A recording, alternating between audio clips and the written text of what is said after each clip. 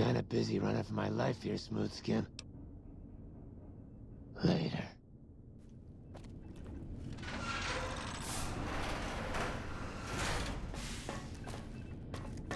I waited to speak with you one last time before I descended to the launch pad, Wanderer.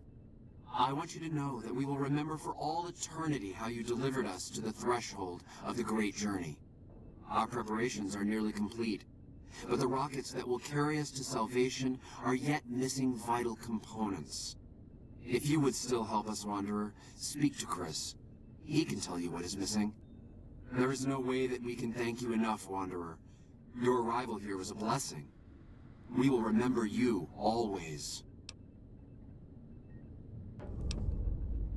Yes, the rockets will convey us to our promised land in the far beyond. Vision upon vision has confirmed it. I understand your concerns, friend, and I thank you for voicing them. But the Creator's will for us has been made manifest. After all that you have done for us, I suppose you deserve to know everything. When Chris came to us, we tried to convince him that he was human. But this only angered him. He seemed lost. We decided to let him stay with us for a few days, over the course of which we learned that his technical skills far surpassed our own. It became clear that the Creator had sent him to us, to ensure the success of the Great Journey. Equally clear was that Chris should labor in blessed ignorance of his humanity, and his inability to make the journey himself. It is no coincidence that two humans have been vital to the success of the Great Journey. It is my belief that the Creator sent you and Chris to expiate the sins of your kind against mine. Your redeemers both. Such is the Creator's will. Vision upon vision has shown me that, were Chris to accompany us, he would die in minutes. The radiation around the launch pad alone would kill Chris in minutes. The radioactivity of the far beyond is much stronger.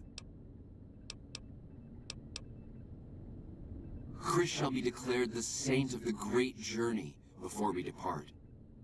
I hope this will ease his sadness. There is no way that we can thank you enough, Wanderer. Your arrival here was a blessing. We will remember you always.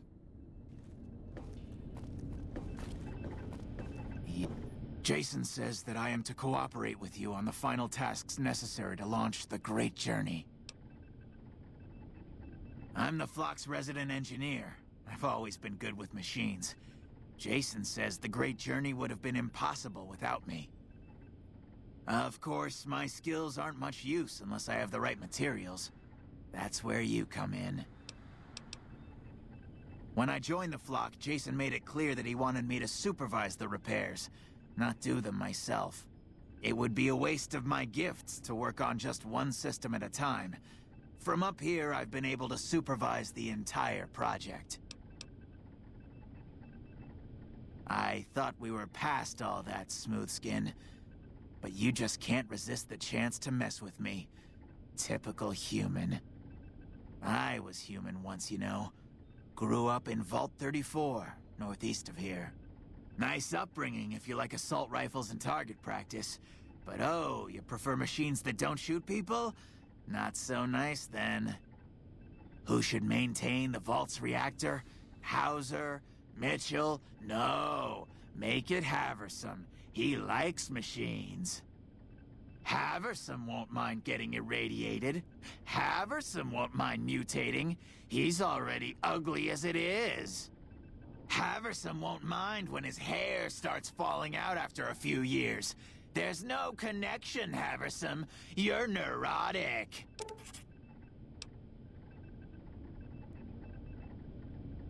Obviously. It's taken months, but I've nearly got them in working order. Soon they'll take us to the far beyond. I was skeptical at first, of course, being a man of science. But Jason is certain, and I believe in Jason. Bald? You call this bald, Smoothskin? I'm a monster. A monster! Oh, God. You're telling me the truth, aren't you? Oh no. How could they do this to me? For 2 years. My God, I've been a joke to them. Do you have any idea how easy it'd be for me to sabotage those rockets? That'd be a joke, huh? One hell of a joke. What, you think I'm too stupid to pull it off? I know enough to get their rockets working, don't I? So I can make them fail, too. Like I could forgive myself for getting duped like this? They used me, and now they'll throw me away. And dying would be worse than this? Used up and thrown away like garbage? Oh, so I've redeemed the human race, is that it? What a crock. The human race can't stand me. So, you want me to accompany you on your adventures across the wasteland, is that it? Life among humans again? That's what you're suggesting? I guess it's the only chance I've got. I can't believe I'm agreeing to this, but I'll give it a try. I'll get Jason and his flock on their way, and then I'll head for Novak. Are you ready to get started? Those rockets aren't going to launch themselves. I was close to completing work on the rockets before we were driven into hiding on the top floor. 2 components were missing. A quantity of isotope 239 igniting agent, and a set of thrust control modules. The igniting agent is highly radioactive and decays quickly. That's why we can't use the drums that leak down on the launch pad. It's no longer potent enough. I need you to find an intact, shielded container of the igniting agent. As for the thrust control modules, they were custom built for these rockets. They won't even launch without them. Very well, we don't need a huge amount. 2 to 3 liters should be enough. Repcon has been ransacked so many times by scavengers, it's hard to know where the components might turn up. If they turn up. Jason has mentioned some industrial ruins to the east that are supposed to be highly radioactive. I'd start by visiting local junk merchants or traders and see if that turns anything up. Bye.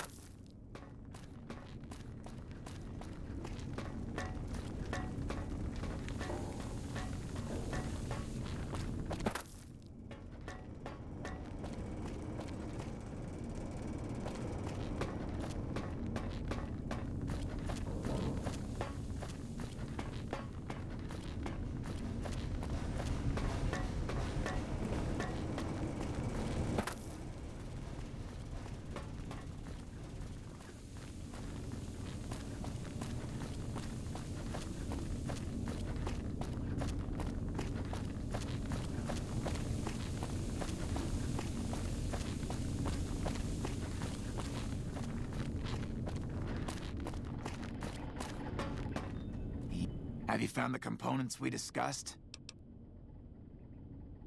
Yes, that's the stuff. And the container's shielding must be intact or you'd be dead by now. Now all I need is the thrust control modules. Scavengers wouldn't know the value of the modules just by looking at them. If you know any junk dealers in the area, I'd start there. Later. Hey.